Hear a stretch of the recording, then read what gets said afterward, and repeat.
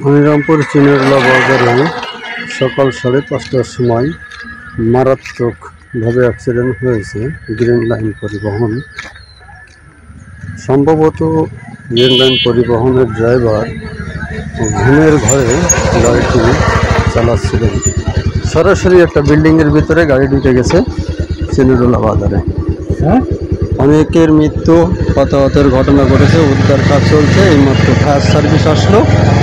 Fire service এসে কিন্তু উদ্ধার কাজ পরিচালনা করেছে। আপনারা দেখতে পাচ্ছেন মনিরামপুর বাজারের সিনেটোলা নামক স্থান। এই যে বাজারের ঠিক এই যে বিল্ডিংটা, এই বিল্ডিংটার ভিতরেই কিন্তু এই গ্রিন লাইন পরিবহনটা ঢুকে গেছে। আপনারা দেখতে পাচ্ছেন ফায়ার সার্ভিস উদ্ধার কাজ পরিচালনা করেছে।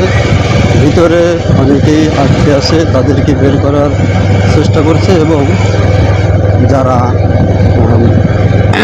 মারাত্মকভাবে আহত হয়েছে তাদেরকে হসপিটালে নেওয়ার ব্যবস্থা করেছে।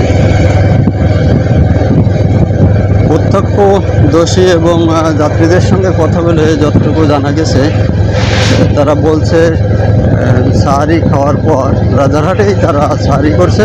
সাহারি খাওয়ার পর ওখান থেকে গাড়ি ছাড়ার পরেই এই কিন্তু অ্যাক্সিডেন্ট ঘটছে। সম্ভবত ড্রাইভার একটু ঘুমের ঘরেই এই গাড়িটি চালাচ্ছিলেন।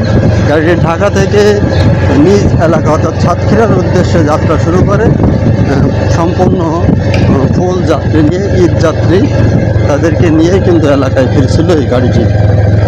আর গাড়িটি চিনেটোলা বাজারে পৌঁছালেই কিন্তু এই অ্যাক্সিডেন্টটা ঘটে।